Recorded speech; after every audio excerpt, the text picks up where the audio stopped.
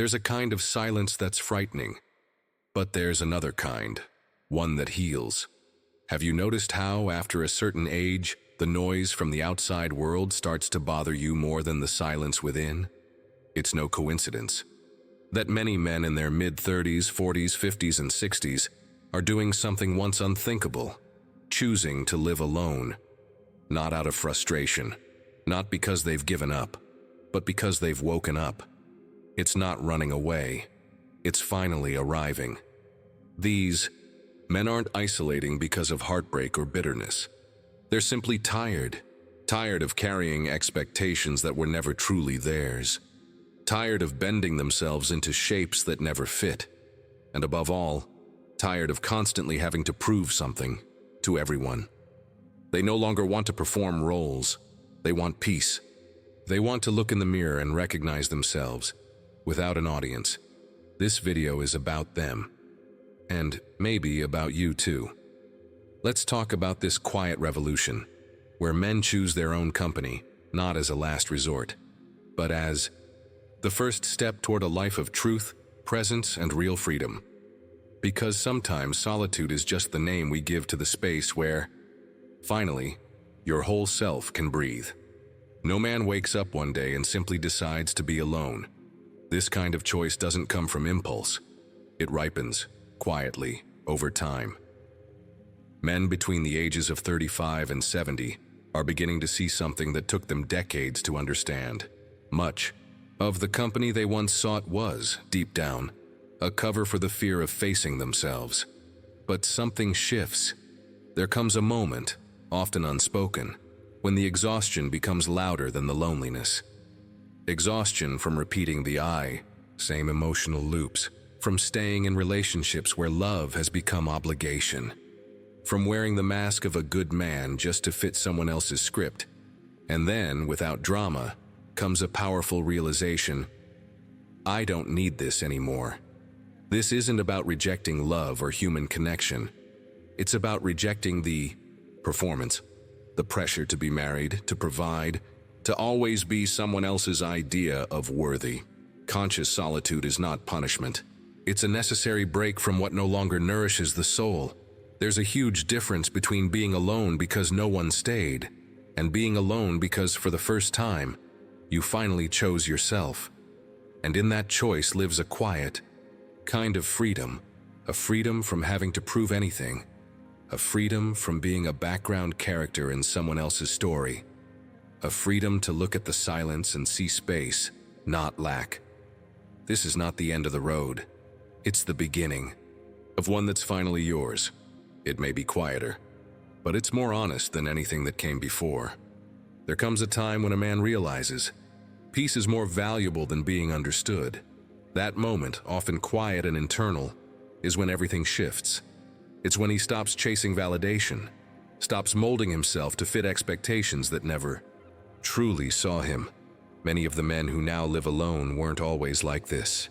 They once craved affection, partnership, approval, and they gave and gave and gave until they realized some relationships don't nourish, they drain. That's when the weight of emotional dependence becomes clear.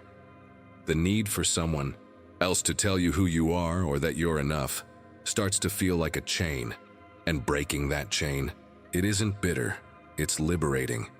When a man steps away from codependent dynamics, when he stops begging to be chosen, something remarkable happens.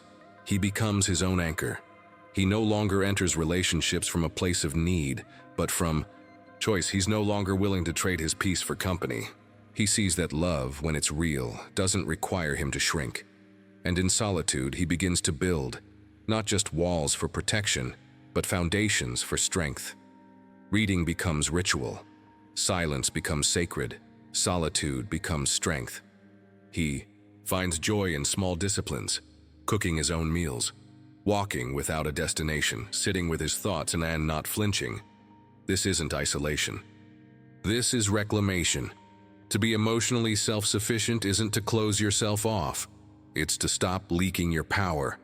It's the quiet knowing, I am enough even when no one sees me. And that knowing, it's the most intimate relationship a man can have, the one he builds with himself. From a young age, most men are taught a quiet, dangerous lie, that their worth is something to be earned, not something they already carry. So they become providers, protectors, problem solvers. Not because they always want to, but because they believe they have to. And somewhere along the way, they start believing that being needed is the same as being loved. That's where the trap begins. Society tells men, you're only complete when you have a woman beside you. If you're not in a relationship, something must be wrong with you. Real men settle down, so many do. They enter relationships not from fullness, but from a subtle gnawing emptiness. They bend, they adjust, they compromise until they can't recognize themselves in the mirror. And when the relationship ends, they don't just lose the partner, they lose the identity that was built around being chosen. This is the cost of emotional dependence. Your sense of self becomes a hostage to someone else's presence. But here's the truth. Most never say out loud. You don't need to be needed to be worthy. When a man stops needing someone to complete him and starts wanting to be whole on his own, that's when everything changes. It's not about becoming cold. It's not about rejecting love. It's about healing the part of you that thought love had to be earned through sacrifice. Emotional independence isn't built overnight. It comes from sitting with your own company and learning not to flinch. It comes from realizing that being alone and being lonely are not the same thing. It comes from letting go of the fear that you're only valuable when you're giving something away. Because maybe, just maybe, the man who doesn't need to be loved to feel whole is finally ready to love, cleanly, freely, deeply, without fear. Trying to please everyone is the fastest way to disappear, and yet so many men spend years, sometimes decades, doing just that. Saying yes when they want to say no, smiling through discomfort, carrying burdens just to keep the peace. Why? Because we're taught that being a good man means being agreeable. Being strong means never disappointing anyone. Being worthy means never needing anything for yourself. But there's a heavy cost to that kind of living, and it often shows up in quiet ways. Fatigue that sleep doesn't fix, resentment that simmers just beneath the surface, a deep aching sense that your life isn't really yours. The truth is, people-pleasing isn't kindness. It's self-erasure in slow motion. Every time you abandon your own needs to make someone else comfortable, you chip away at your center. And over time, you stop recognizing your own voice. Here's the hard truth most men don't hear. You don't owe anyone your peace, not your family, not your partner, not your friends, not your boss. You are allowed to set boundaries. You are allowed to choose your sanity over someone else's comfort.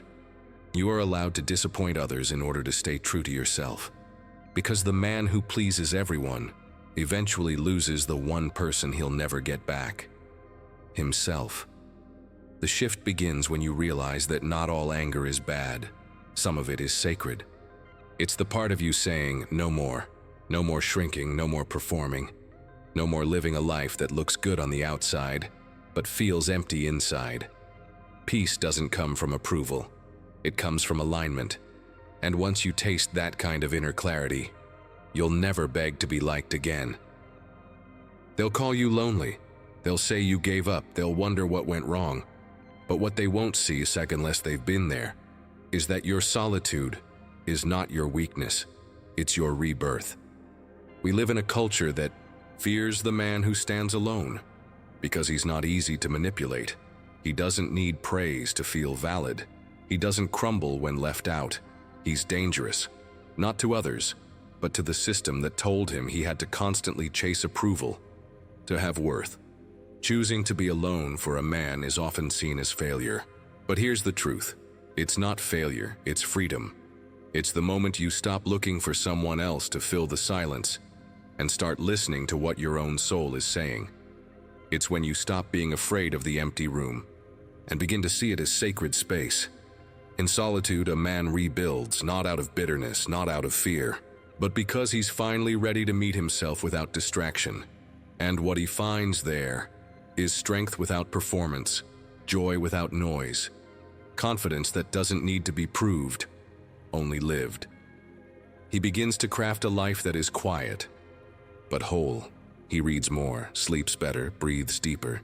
He no longer waits to be chosen, and because he already chose himself. Let them misunderstand. Let them label it however they want. Solitude, when it's chosen, not forced, isn't a sign of giving up on life. It's a sign that life, for the first time, is being lived on your terms. No masks, no noise, no pretending, just you. Real, rooted, and finally, enough. There's a quiet revolution happening. No protests, no slogans, just men disappearing from the performance. Not because they're broken, but because they're finally waking up. These are men who no longer chase the script. Get the girl, buy the house, play the role, swallow your truth. They're walking away from relationships that drain, jobs that numb, roles that suffocate. And they're not doing it with bitterness. They're doing it with clarity. The world may call them cold, call them selfish, call them distant. But if you look closely, these men are not closed off. They're just no longer available for games. They've stopped begging to be seen and started seeing themselves. This is not a retreat. It's a recalibration. For years, they gave. They contorted themselves to be what was expected. Husbands, providers, entertainers, emotional shock absorbers. But now they're reclaiming the one thing they were taught to ignore, their own truth. They've stopped chasing relationships for validation. They're done proving their masculinity through sacrifice. They've learned that real strength isn't in how much you can endure, but in how boldly you can say, "This isn't me anymore." That kind of man shakes systems, because he's no longer controlled by guilt, no longer seduced by praise, no longer afraid of being alone. He doesn't post about it. He doesn't shout about it. He just lives differently. He spends his time building himself, not his image. He pours into routines, not relationships that run dry. He invests in peace, not popularity. And quietly, others notice. Some criticize, some mock, but a few, they start to wonder, what if he's not lost? What if he's actually free? Because maybe freedom isn't loud. Maybe it doesn't look heroic. Maybe it looks like a man walking alone at sunset, shoulders relaxed, phone silent, heart finally still. This is the silent revolution. And if you're listening, you might already be part of it. Solitude without structure can become stagnation. But solitude with discipline, that's where freedom begins. Many of these men didn't just choose to be alone. They chose to rebuild themselves from the inside out. And they knew that without a compass, even peace can become a prison. So they turned to something most people overlook: consistency, not for show, not to impress, but to stay grounded. They built routines that gave shape to their days, not out of obsession, but out of devotion. Waking up early, stretching, reading, journaling, long walks without headphones, not distractions, rituals. Discipline for them is not punishment. It's presence. It's proof that they can choose themselves every single day, even when no one's watching. And here's the paradox. The more structured their inner world becomes, the more spacious their life feels. Because they're no longer reacting to chaos. They're creating from intention. They've stopped chasing dopamine. They're not glued to endless scrolling. They've traded quick pleasure for deep fulfillment. They've realized freedom is not doing whatever you want. Freedom is having the strength to not need what isn't aligned anymore. Discipline gives them that strength. It sharpens their mind. It protects their energy. It restores their sovereignty. And in a world that worships ease, their quiet dedication becomes revolutionary. They're not monks. They're not machines. They're men who finally chose to live with their eyes open, even if it means walking a harder path, because for them, the harder path is the one that leads home. There comes a moment in every man's life when he realizes the world may never truly understand him. And maybe that's okay, because freedom doesn't come from being understood. It comes from no longer needing to be. The men we've spoken about in this video, Maybe you see them as distant, maybe misunderstood. Or maybe, just maybe, you see yourself in them. Men who stopped begging to be chosen, who stopped performing for acceptance, who finally realized that the most powerful relationship they'll ever have is the one they build with themselves. This isn't loneliness, it's liberation. So here's the question I leave with you. Are you ready to choose yourself? Not out of pride, not out of bitterness, but out of respect for the man you're still becoming. Take time, be still. Ask yourself, where have I been living for others? And where do I begin to live for me? And if this message hits something inside you, don't keep it quiet. Share it. Start a conversation in the comments. Let's bring this silent revolution into the light. Because sometimes all it takes is one voice to remind another man, you are not alone in your solitude. You are finally home,